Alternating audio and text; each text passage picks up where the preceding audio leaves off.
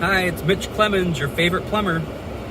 I was thinking about today how I see the parties putting forward their best candidates, and even some of the organizations under the parties promoting, endorsing the candidates, and realizing that what they do is they endorse the candidates based on whether or not they think those candidates can win. And that obviously makes sense. We want to put forward candidates that can win.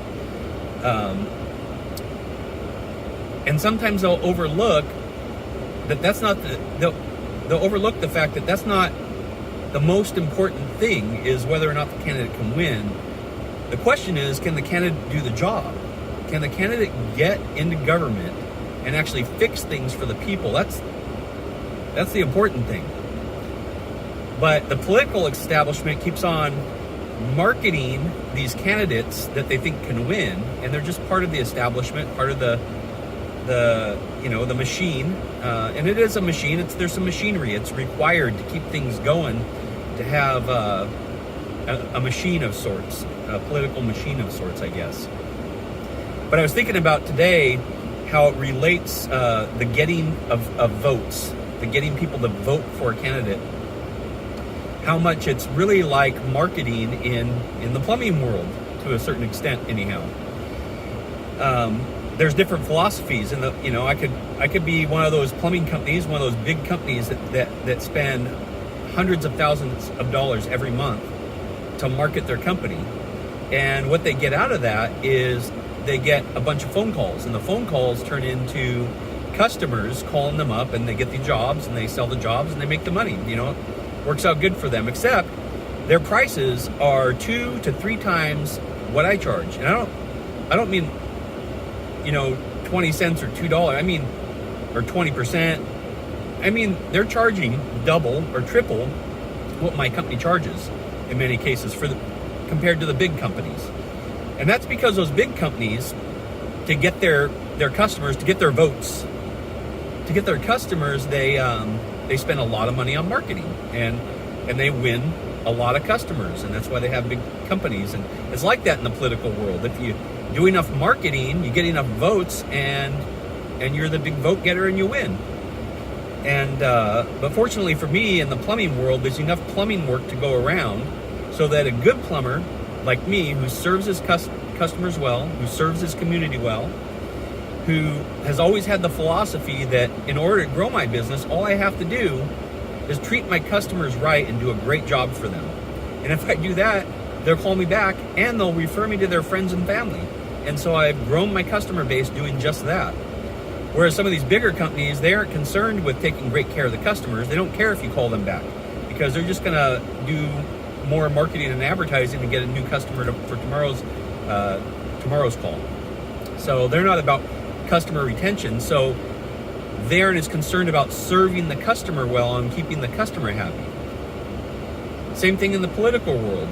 These politicians, who are the party favorites, get all the marketing dollars put behind them, but the machine works in such a way that these people are their main focus is to get into office, and then to keep winning, to stay in office in the future.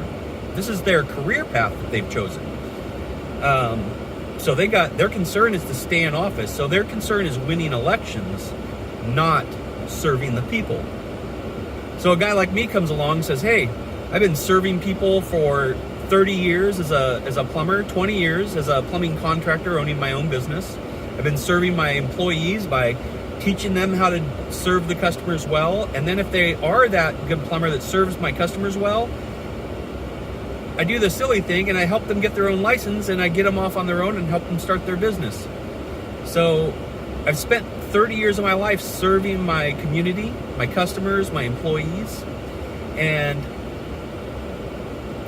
now I want to go and serve in government. But it's so hard to break through the machine, because the political machine is really designed about focusing on getting people elected, focusing on finding candidates that are electable, rather than finding candidates that can serve the people well. And that's what we need. We need to start looking at the candidates, finding candidates that are going to serve the people well, and vote for them. And be real careful not to fall for all of the marketing and the propaganda they're putting out. We're learning a lot in these last couple of years about the crazy amount of propaganda the news media puts out to push narratives, to get the people to be persuaded. It's so much propaganda. They use propaganda all the time to get us to buy things, to get us to vote certain ways. And it's really important that we look for candidates that actually are going into this to serve the people, not for their own self-interests. I've got my own business. I'm not a career politician. I'm not looking to become one. But I'll go serve in government as long as the people will have me there. And I promise you, I'm not going to become one of those big marketing guys. I'm not going to become one of those system guys that's more interested in getting donations from special interests.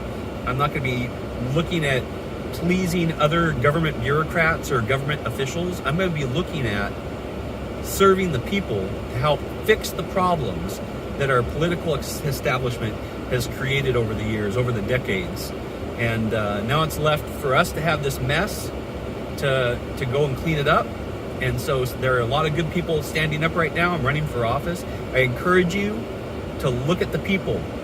Don't vote for your team. Don't vote Dodger blue and Angels red. Don't vote for your team. Don't root for your team just because it's your team. Go out there and look at the candidates. They're going to serve the people well, and vote for them in this upcoming election. All right. Hope everybody's doing well out there in internet land. See ya.